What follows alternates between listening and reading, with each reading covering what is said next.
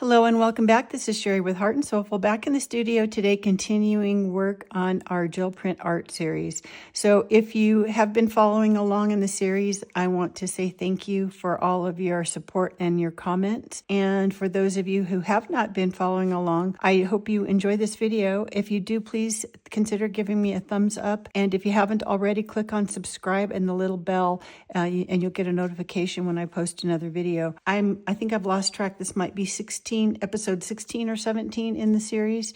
So I have a link down below in the description with a playlist for this entire series. There are a couple older videos, but if you start on episode EP1, you'll see the projects that I've created in this series. So I started with gel printing on paper like we all do, and then creating these stripy papers with scraps and lots of pen work, and then creating art projects using these papers. And then I moved in the last couple of episodes ago, I decided I wanted to start working on some journal covers and different other new projects and things. And I wanted to see if I could just print directly onto fabric and still be able to do all the pen work and doodling that I like to do. So that was creating this little art journal was the last episode. And so if you haven't been following along, I've done little things like I used one of my buttons. This is also made with gel prints.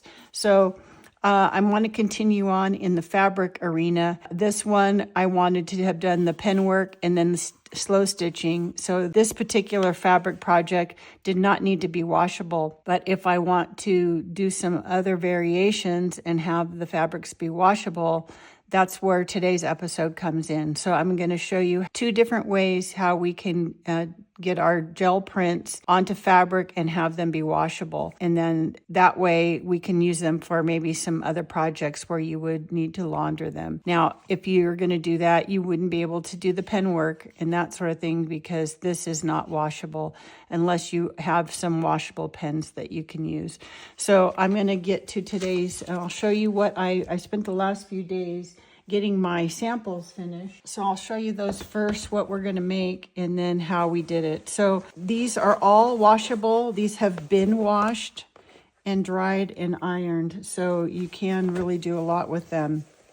But I'm gonna keep them separate from my other fabrics because I want to know, I've gel printed some that are not washable and also printed some that are not washable. So I'm just going to keep them in a separate bin, but I'm going to go through and kind of show you. These are, again, gel printed directly onto the fabric from the gel plate, and I've used 100% cotton and also a polyester and cotton blend for this. So you can use either one. I'm just using fabrics that I had on hand. And so we're going to, I'm going to go through and actually do one, but I'll just kind of flip through and let you see some of the different ones. I wanted for the projects that I know some that I want to do, but then others I'm not really even sure what projects I'm going to come up with. So I wanted to just have a nice variety of colors and patterns. And I did all of these using my own stencils that I've designed. And I've had a couple of people ask about if I'm going to sell my stencils or sell the SVG files so that you can cut your own if you have a cutting machine. And I'm working on doing something like that. It's just taken me, because I've been working on these videos, a little bit of time to get that going. But I actually did send out one of my stencils to one of my followers to see, how that all worked and if she liked them and that kind of thing. So I am, kind of working on that too. Not sure how much I will, but we'll see. So I'm just kind of getting back into that. I do have videos on stencil making. I did 2 separate playlists on stencil making, and those links are also down in the description if you want to learn how to make your own stencils as well. So these are just different colors. But I've got quite a few to choose from now. So I'm thinking I might even go through these. I do have a digital kit from the previous gel prints on paper that I made available in case you didn't want to do your own gel printing.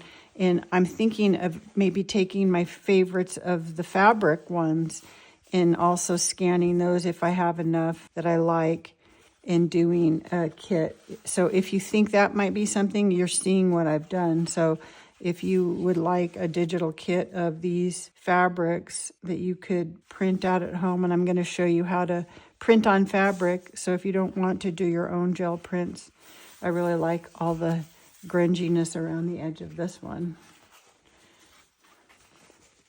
And you can see I used some of them. I used a larger gel plate. I'm going to pull 2 of them out as I do my demonstration here. But I used a 9x12 and an 8x10. My stencils are 8x10 size, so it makes a full pattern on an 8x10. And then on the 9x12, I used 2 stencils the other direction. So you can see this is like the full 8x10. And then you know me, I don't mind my wet edges because I'm going to use those as well for projects. So just some fun. These were even my ones where I was cleaning off my gel plate and then ended it. You can see cleaning off my brayer or cleaning off my gel plate and then still going back and doing a stencil over top of that. So even these, you know, cut up for pieces are good. So I didn't want to waste any fabric or anything. So that's the gel printed. That's the one method we're going to do is gel printing directly onto your fabric. And then this is something that I've also done in a previous video, not in this playlist, but how my favorite method of printing onto fabric. And in this case, I've printed these fabrics and washed them so you can still see how vibrant the colors are. These were taking my actual papers that I have already worked on and scanning those and then printing them onto fabric and making them washable. This one is this one.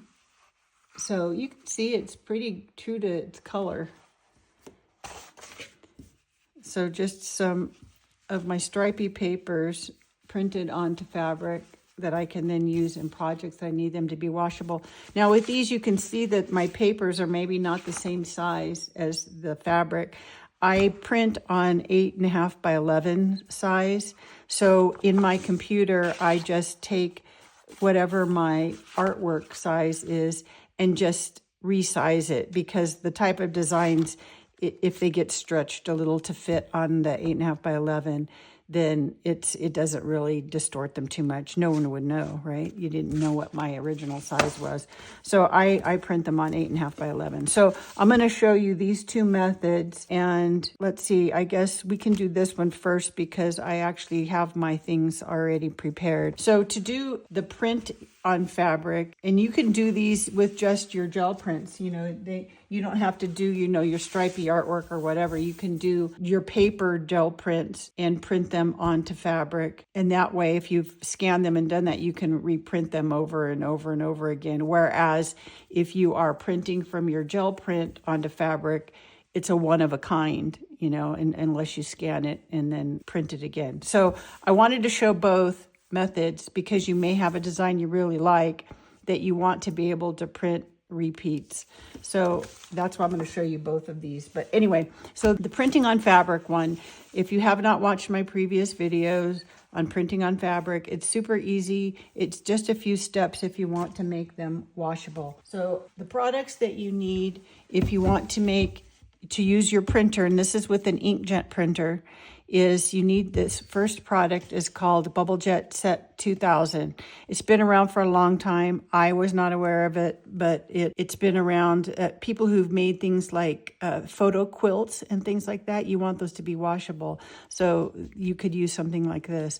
So what you need to do is you need to treat your fabric before you print on it. And you really need to follow all of these instructions. There's instructions here, but then there are also more instructions here. And I did not the first time read all of this. And I made a couple of mistakes and it worked, but my fabrics did, after washing, fade. So you really have to follow it to the T. So what you want to do is you need to wear gloves. So I just use something like these little nitrile blue gloves. You're going to wear gloves, and then you need a pan, a shallow pan, And so I use a glass 9x12 pan. Sorry for my light reflection there. So you're going to use a pan, and then you want to have your fabric. These have already been treated, but they're 100% cotton. So I'll maybe do a stack of them. I cut the fabric a little larger than my 8.5 by 11. So I kind of just roughly cut something because I'm going to trim it before I print it. So I actually will maybe have a stack. Maybe I'll have 6 pieces folded in half, and that's okay. You're going to pour this into the pan and just have it enough that it's covered and it will soak into the fabric. So you want to have, a fair amount of the product in there. And you want to shake it first so that it's all mixed, and then pour it in and let it sit for 5 minutes. You're going to be able to reuse this. It's not going to be contaminated because you're just using white fabric. And so you'll be able to pour it back in this bottle and reuse it. So if you have a funnel, I usually just pour this into a smaller cup that I can, get back into this opening. So you're not going to waste it. But the one thing that I had made a mistake the first time I tried this is because I wanted to save as much of my liquid, I wrung out my fabric, and you do not want to do that. So let it soak for 5 minutes, set a timer, and then when you take it out, just, let it drip off, and then you're going to take the pieces apart, lay it out, and let it dry naturally, okay? And that's however long that takes, depending on where you are. I didn't do it outside. I didn't want to dry it too fast. I wanted that solution to really be soaked into the fibers of my fabric, and then let it just dry. Once it's dry, then you're ready to go ahead and print on this fabric. Okay, so the next step is I have my dry fabric. And you can iron this if it's too wrinkly. This isn't too bad, but you want it to be easy to attach to the sheet that we're going to use to print. Now, on the bottle, this actually tells you that you can iron the fabric to the smooth side of freezer paper and then cut it to fit your printer. This is what they have you do. And I've had lots of people tell me that they've used freezer paper for 20 years and never had a problem, and use your rear paper feeder and all of that. And I have tried that with inconsistent results. And I use an Epson EcoTank 8500 printer. I had a previous printer that was not EcoTank. I don't remember the number of it, but it was also an Epson. And I also printed on fabric on that. What I found personally for me is the freezer paper works great a lot of the time, but every once in a while it will jam in my printer, and repeatedly, the same piece of fabric. And so I use my method with the same piece of fabric that kept jamming in my printer, and I've never ever had a printer jam doing my method. So I hear all of you who use freezer paper, and that's wonderful, but for me, I have found a way that works better for me 100% of the time, and that is to use sticker paper. So I actually use it so much for lots of things that I buy it in bulk. So this is 100 sheets of solid label. So it's one big 8.5 by 11 sticker. So I use those, and I will put a link down below, along with a lot of other materials that I have been using in this entire series is down in the description. So you'll find this paper there. This is from Online Labels. So sticker paper. And then I have an empty clamshell of the same thing that I keep with my fabric in it. So I have some prepared ahead of time. Now, they say on the bottle that you should right away print your fabric, but I have had these sheets and printed some that maybe were treated several months ago, and they still printed out fine. So they say to use it right away. I don't know what the shelf life of this will be, but I so far have not had any trouble. So to print on sticker sheet, you're going to take your fabric, and I have some ready to go here. And I wanted to show, this is the sticker backing, and I'll do a new piece. These are 2 pieces that I can use again, so I wanted to show that as well. So when you use these, I actually, when I put the fabric onto the sticker back, I write what I have on here, because some of mine in the may or may not be treated. I may have prepared some that were not ready to be washable. So I put this so that I know that when I'm grabbing one for my printer, if I need it to be washable, because sometimes they don't have to be. You know, if I'm doing journal covers, I maybe spray those after with a sealer, but I don't need them to be washable. So I don't really maybe want to waste the solution on something that I don't need it to be washable. So I'm just going to, these are reusable. So this one, I would say I can use them maybe 3, maybe 4 times. So this one has been printed on previously. And I'm just going to take the same sticker sheet and make sure there's no little threads.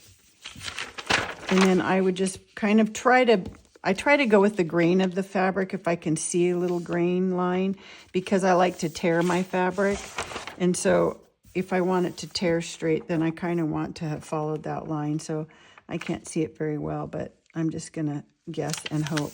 So I'm just going to stick that down and then flip it over and make sure there's no wrinkles.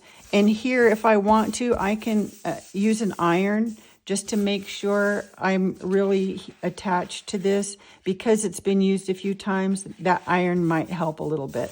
So I just, stick that on the one that's been used before, and then I'll use my rotary cutter, my June Taylor cut and press mat, and just trim those off with a little ruler. And then I'm ready to go and put this in my printer. I want to make sure I don't have any little threads once I've cut that. Any threads behind, you can use a lint roller if you have threads that you can't get off, but just make sure you don't have anything that would get caught in your printer. So that's just reusing one. And then these are the leftover backs from the sticky sticker. And I save these. You see me use these all the time for all kinds of things. Washi tape, making washi tape and having something to stick it to, and just all kinds of things. So you're going to just, I have another one here, and then I'll use a clean new sticker for the third one, and then I can run those through my printer. So you're just going to, same thing, make sure they're in there, trimmed, ironed, and you're ready to go. So these can be printed on. Okay, and then once you've printed onto your fabric, you want to let it sit for 30 minutes, because this is run through your printer. And I printed these with borderless, if your printer can do borderless. And then I did the fine setting because these were such bright colors that I printed borderless and fine. Depending on what it is, if I'm printing like from a digital kit that's vintage, kind of washed out things, I'll just use my regular plain paper setting, and that works. Now, you have to do this. This product will only work for 100% cotton or 100% silk, no blends. So I haven't tried the silk just because I don't have any, but I think that would be a fun thing to be able to do it onto silk and tear them and make silk ribbons and all kinds of things. So 100% silk or 100% cotton. I have printed onto brushed cotton, and that also works. And I've printed on both sides. So, brushed cotton is like a little fuzzier. It's thicker. It's fuzzier on one side and more, like regular cotton canvasy on the other side. I have done that and printed on both sides, and it works. So just as long as it's 100%. So once you have let this sit for 30 minutes and dry, then you're ready to kind of do the last step. To make this washable, you can't just wash this in cold water. I don't understand the chemistry of it, but you cannot just have this be in cold water. You need to wash it with a mild detergent. So you can use any mild detergent you have. I have not tried that, but they recommend this Bubble Jet rinse. So I have used this. So you use 4 capfuls or 2 ounces of the rinse to 1 gallon of cold water. And then you will wash it in this.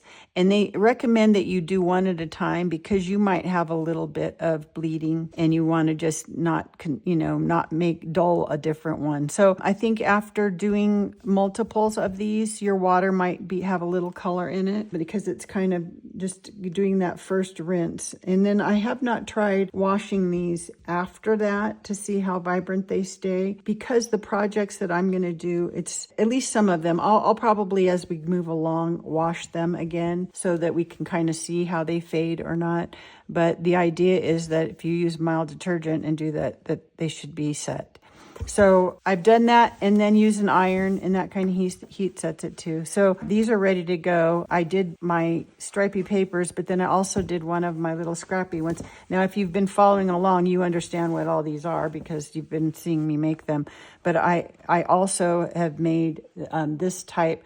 I went ahead and scanned this before it was finished with all my pen work because I thought this would be fun to use as a journal cover and add in these empty spaces, add some slow stitching too. So I wanted to scan it before it was actually completely, the artwork completely done on it. So I'll probably scan it again, maybe once. I have this piece just about finished with pen work on it, so I'll probably scan it again. So that's one way, printing onto your fabric with your using your gel prints. So the other way is to, again, kind of like we did in the last project, was to gel print directly onto our fabric with our paint, but making it washable. So there is a product, and there's probably a couple of brands out there, but to do this, I'm going to use the from Golden, the GAC 900. It's a heat set fabric paint medium. So what you could do, I did a little practice with this, and I'm going to do it on camera for you to show you how I ended up doing it. And I've washed them, dried them in the dryer, and they do work. So I want to show you how I did it, because this is recommended that you mix 1-to-1 ratio paint to this medium in order to make it washable. So I guess ideally you could order, I didn't have any, but I was going to go on Amazon and see what I could find of some small bottles that had like this type of application. Didn't have to have this, but a squeeze bottle would be convenient, where you could mix your paint half and half with the product. And that way you could just have some fabric paints already made up. Now, I didn't have the little squeeze bottles to do this, so I actually mixed it as I went on my gel plate. Now, the thing that I didn't know about it is the viscosity of this. This is very thin and watery. So if you're using just regular basic acrylic paints like I'm using, it makes them really thin. And you know what that's like working with that on your gel plate. So I kind of came up with a way to do this, mixing it on my gel plate. Maybe the ratio is not quite, I don't know, but it worked. So if you have some heavier bodied paints, these worked great because the viscosity, when you mix that thin liquid to this, it makes it a nice consistency, more like the basic acrylics are already. So both worked. And actually, I really like these paints, these metallics. And so for me in my dry climate, using the fabric medium with this actually made me be able to use this where I normally can't. So that's just something to be aware of as far as the viscosity goes. So I'm going to grab my gel plates. Now, if you watched me, you know I like to have 2 gel plates going at once, because I like to use one as a palette. And in this case, I was really trying to be patient and let things dry. And so having 2 going, it worked out well that I could, you know, kind of have a little momentum kind of going. Now I've cut all of my fabric to really fit on the 8x10. You can see it's a little small here. So I'm mostly going to be working on this. I think I'll use this more as to clean off my brayer and that sort of thing. And then, you know, use this just maybe not filled up with paint. So we're going to see what happens here. So my fabric is just again, you can use cotton or a blend. This one actually, I think is a blend because I was out of the cotton, whereas you have to use the cotton for the other method. So I need my brayers. So I have one here. I have a larger one, but this one's pretty filthy, but that's gonna work for us. Now, I need to do, you saw the colors that I did, and I maybe want to do some black and white and neutrals, because I'm not going to be able to, if I wanted to do my black and white doodling kind of thing, I'm not going to be able to do that with because my markers are not washable. If I had some washable markers, paint markers, then I could do that. And actually, you know, I have kind of washed, I actually did this is a piece that I started working on. I did a test where these fabrics were the ones that I printed, and they are not washable, just to see how they would work. They just look a little grungier, which is fine with me. But my pen work, I also did ahead, and that did not come off too bad. So you can do some pen work. Some of this was probably done after the fact also. but you can do some pen work. And so some of, like these were with Posca markers, so those actually didn't come off in the wash. So you can, I would maybe test and do an experiment of something beforehand, but regardless, I want to do some black and white fabrics to be able to incorporate with my collage. So I'm going to grab some paint and maybe even some Payne's Gray. So I'm going to just try some of these neutrals first. So if you've watched how I like to do my gel printing, I use kind of a 3-color thing, and I like the effect that it gives around your stencils. You end up with this kind of outlined sort of thing using the 3 colors. Some of these look like they have more, and some of them do. But I'm going to try maybe doing that kind of method also, just to, so if you haven't watched me do gel printing before, you can kind of see one of my favorite ways of doing it. Now, the other thing I like to do when I'm doing the 3 colors is I like to maybe start with a solid so that I can pull up through my stencil with a different color and have a nice background. So I think I'll start with that. Let's do a black down first, maybe. So the trick with using this product that I came to, I was trying at first to mix them off to the side and then bring them to my plate. And you have to remember to use this every time you put paint down, because you want it mixed with all of your paint. So, you know, having those little bottles, you wouldn't have to remember and to do this, but I don't. So I thought, what's the easy way? So I'm just taking some and putting it onto my plate. And I'm going to kind of roll that out so that it's everywhere. And then I'm just going to put a little bit of my paint down and hope that I have, you know, and mix it right on my plate.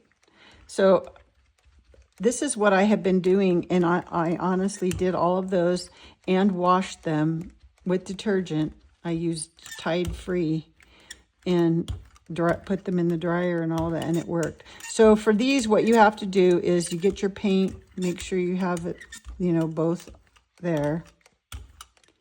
So I just, a nice little even coat.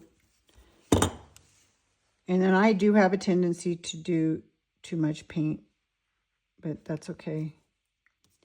So some of my fabrics, the paint is thicker on them, you can tell.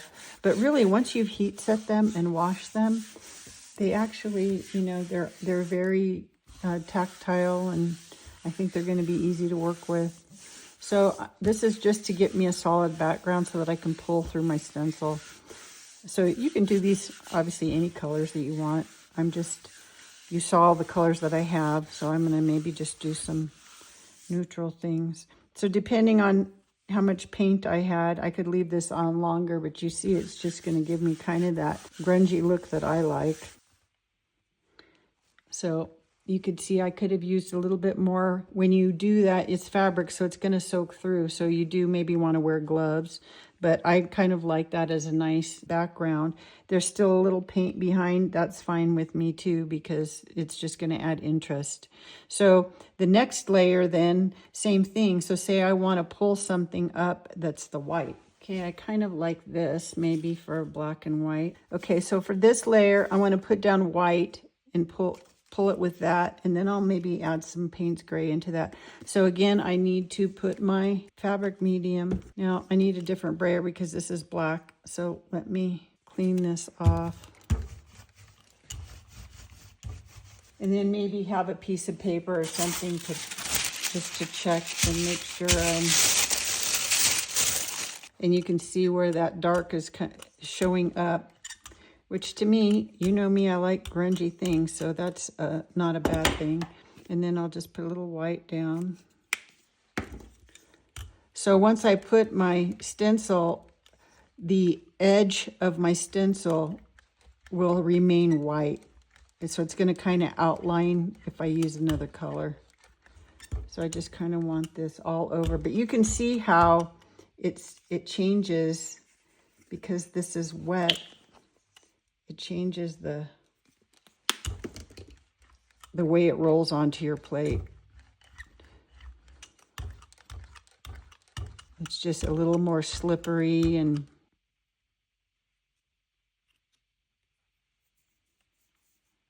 I kind of got it off center, so let me actually...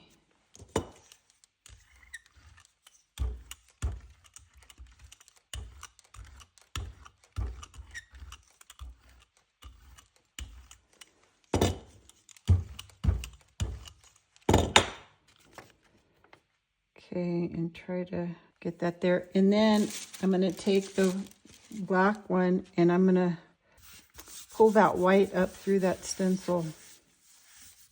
Now this one doesn't have a ton of open space. It's kind of a fine, so it's a little, I'm not seeing it through like you would on with tissue paper.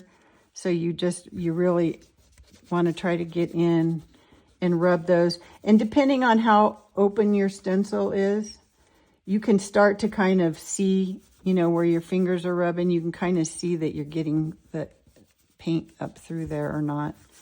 But this one maybe not have been the best for this.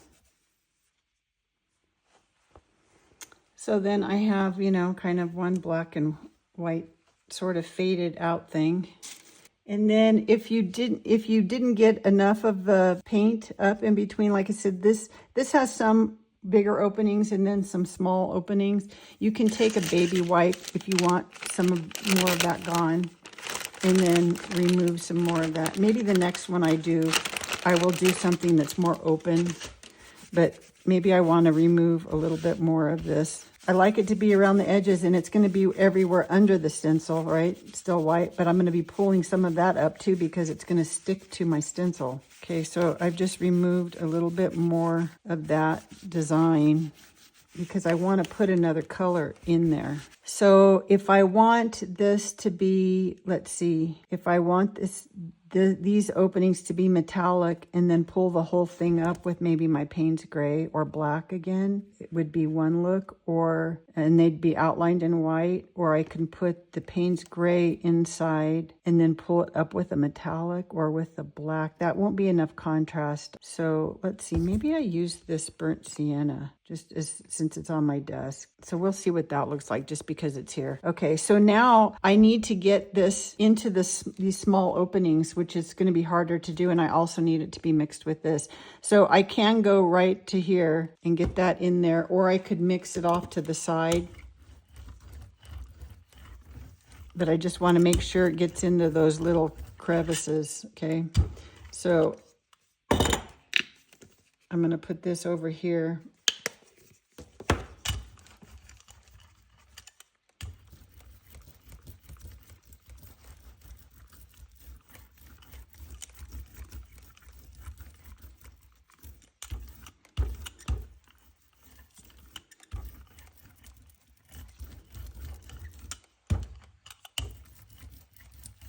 And you can change, you saw that some of my would have one color and then maybe ombre to a different color, or just even on itself.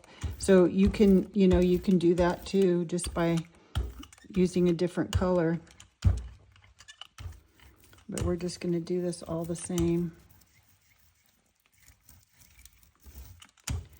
And get that in, hopefully, all the little crevices. And again, this might be an interesting experiment because, like I said, this stencil has some skinny areas and then more open areas. Okay, so get something here that I could, pull this up at some point. And then you can remove this. And you can see, I don't know if you can see this, but how all the pitting from pulling up my stencil, you can kind of see it on the back of the stencil. So that's just an effect that I really like, because when you do your final color, you're going to see that final color through all of that white. And then it's also going to mix with the other color, so if I were to use something on the opposite side of the color wheel, it's going to be kind of a brown thing. If I'm going to use something, another warm color, like maybe I use a yellow or something like that, then that is going to be more on the same, making it more of a more, maybe brighten this up instead of making it be more brown. So I need to put this in some water. I have been really bad about cleaning my stencils, but I had told myself I'm going to be better, and I'm going to start putting them in a pan like this with some water so that they will kind of stay clean. Okay, so now I need to let this dry and decide what color I want to have come through that. Now I use my heat gun, and I know some people don't like that, but I find not a problem with that at all. So I'm gonna, okay, once this is dry, I'm ready to do my final pull. And so what I have to be careful about is my brayer is dry. And if I just squirt this on, which I'm going to do, and start to roll this, this will pull up my paint that's dry to get this rolled out. So I'm going to put a little bit here also and get my brayer wet with that. That way I don't pull up any of my paint. So that's kind of an important thing to do. And of course, if this is not completely dry, which I can see, maybe it wasn't, you get some bleeding, but I think that's going to look good because it looks like rust. So I'm just going to get that over the whole thing again. And then I think I'm going to pull it up with black because then I stay in my neutrals still. So I'm going to put a little black on there. So you can see that I'm not really, measuring 1 to 1. I don't really know. But having my plate covered with that fabric medium and then putting my thin layer of paint, it's 2 thin layers. So I'm thinking, that it's good enough. And you saw all of those prints that I did onto fabric, and every one of those have been washed with detergent and dried in the dryer. And so those all worked. Okay, so I'm just gonna, and then grab a piece of clean fabric and lay that out. And again, I cut these. You can see why you'd want to wear gloves. I cut these a little bit larger. So you don't want wrinkles, obviously. I need gloves. So you might want to iron your fabric first so that it's nice and flat. I need to do that to those so that I don't get any wrinkles that I don't want. Now, mine are all going to get torn up, you know that. So some imperfections are okay. So I might want to grab a piece of paper so that I'm kind of been getting my bearing kind of dirty. So I'm going to put a piece of paper, tissue paper down just to protect this. So this is just a speedball bearing. You can just use your hands because then you could feel, but like I said, you just want a nice even pressure over the whole thing. And you're going to let that dry.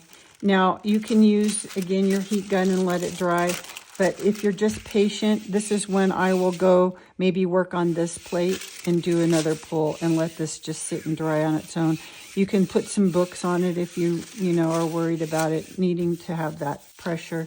But it's gonna take a little while. I think it takes a little longer than on the fabric to dry than if you were pulling this with paper. So I'm going to maybe work on something over here while I wait for this one to dry. So I kind of have a huge grungy mess going on, but I really like that huge grungy mess. So I'm kind of thinking I'm going to put something down and just pull another, not use a stencil, pull it as a solid background again, and then I can stencil over that. So I'm thinking maybe for this one, I will use maybe this burnt sienna. So I need to put my fabric medium down. And I don't really need to go the whole, because my fabric is small. I really kind of just like this how it is.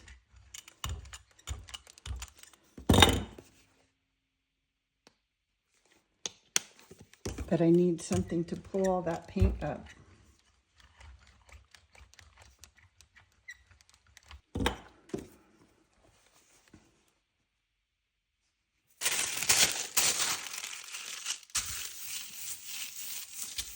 Now I want it to come up more than that, so I'm going to let this one dry too.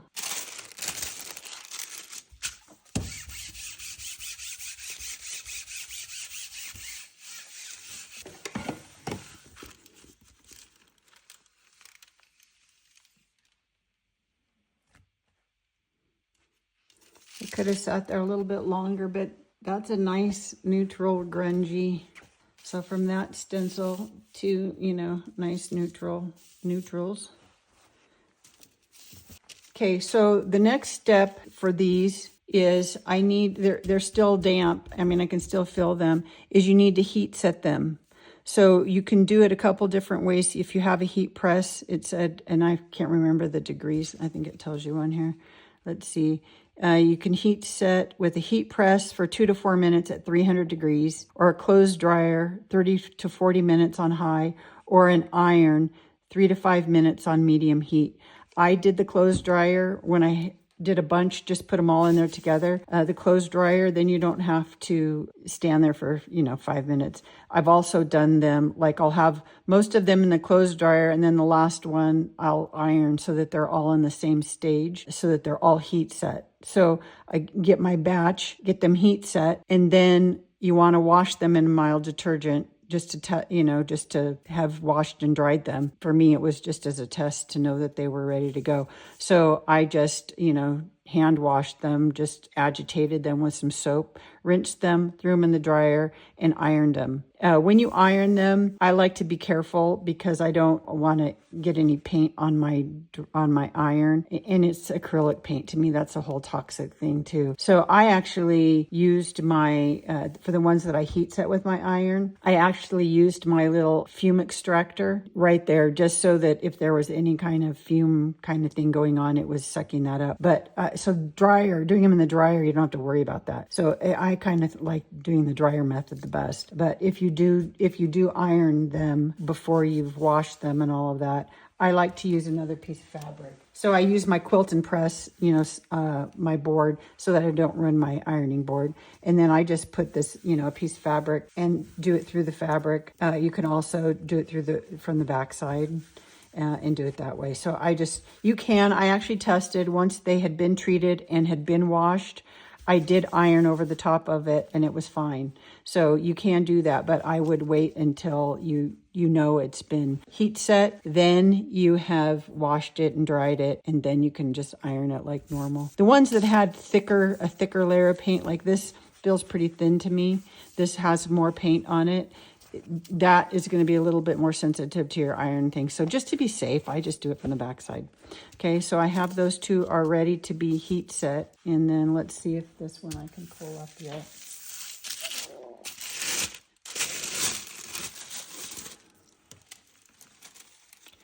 See, it still didn't pull up everything, but that's okay. I'll just have another one to use. So this is a nice grungy background for something. So I want to choose maybe the right stencil so that it gives me a nice like brick look or something like that. I actually did just make a brick stencil and I haven't cut it yet. So I may do that, and I won't do all of these on camera because of time and know the method. But at the end of this video, I'll come back and I'll show you the other printed neutrals that I have done. So I'll be back in a bit. Okay, so I'm back and I finished up with some neutrals and some black and white, which ends up being kind of different shades of gray too. So this is just, I started drying them in the dryer and then I realized I needed to finish this video. So I'll finish them up, I'll dry them, and I will wash them with some detergent and iron them, and I will be ready to go then with some projects. So I actually ended up making a couple of stencils that I didn't already have. I did a brick and then used some that I had that I thought would look good in these black and white neutrals, and then I did kind of these hand-drawn X's and O's. So I have those to add to my stash. So now I'm going to have kind of a variety of colors and different things for my washable fabrics. So I don't know what the projects will be, but that's the fun part, is coming up with some ideas now that I have my materials to work with. So I do know what my next video is. It's going to probably not be very long unless I add to it. So that's it for me today. Have a great rest of your day. Now go make something. Bye.